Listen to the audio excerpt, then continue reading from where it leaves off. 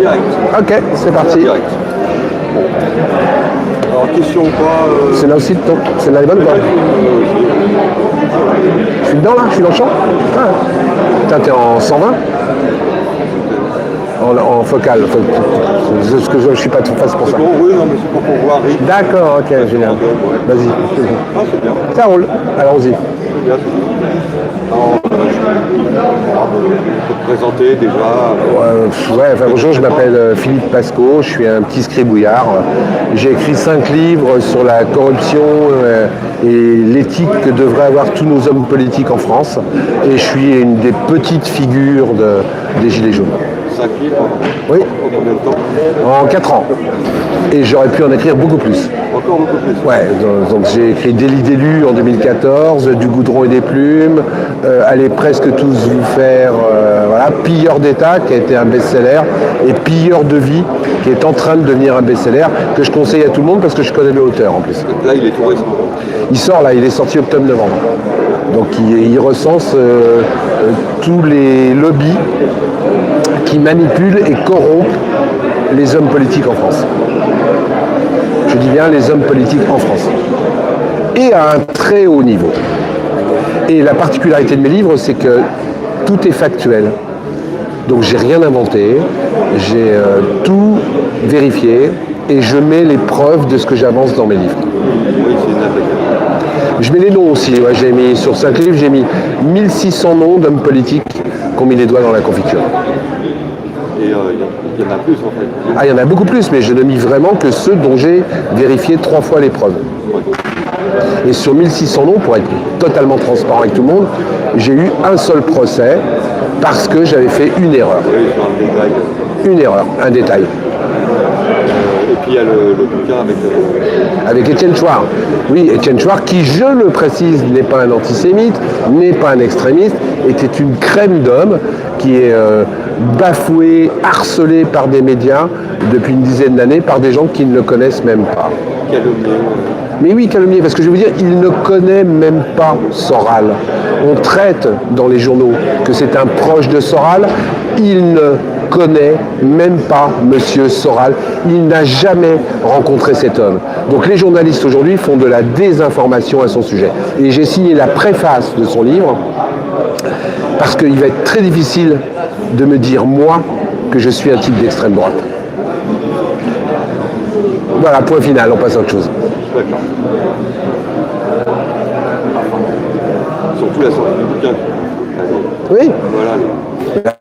Étienne s'est enfin décidé à sortir un livre qui raconte un petit peu ce que c'est que le RIC, ce que c'est que la démocratie directe, ce que c'est que la reprise de possession du pouvoir par le peuple. Pouvoir qu'on nous a volé depuis 40, 50 ans, comme dirait Jérôme Rodriguez. On l'avait avant. Alors on l'avait pas non plus, on n'avait rien. On a de moins en moins le pouvoir, de moins en moins. Il faut le reprendre parce que, je suis désolé, la démocratie c'est le peuple, c'est pas quelques élites, c'est pas quelques personnes qui décident à notre place.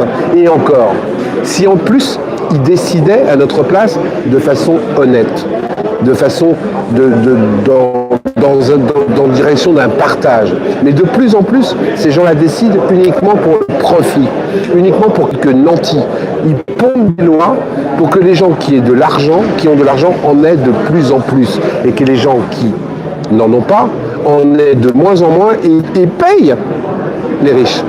Payent. Parce que dites-vous bien que quand un élu détourne de l'argent, quand un élu manipule de l'argent, c'est mon pognon, c'est ton pognon.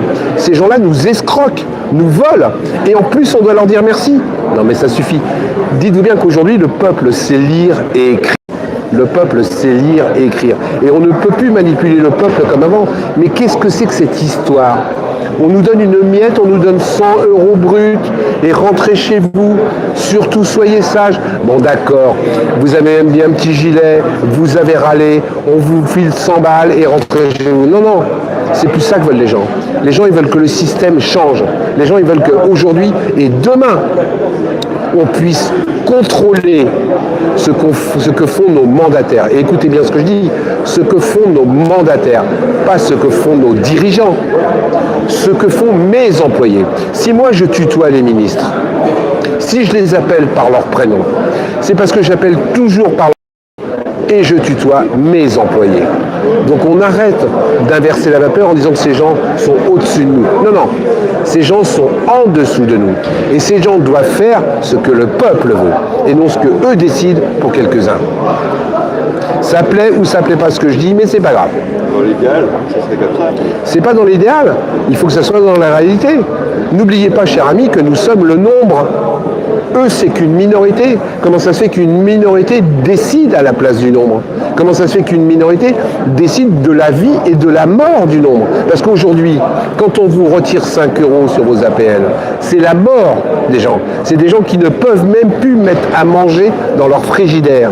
Pendant que ces gens-là se gavent d'ortolans et de caviar. Caviar et ortolans qui sont payés avec notre argent. Il faut arrêter de nous prendre pour des cons. Moi, je suis désolé, j'ai pas une vaisselle en argent chez moi. Je dépense pas 500 000 € quand les gens sont en train de crever la dalle. Je dépense pas 500 000 € pour changer la vaisselle.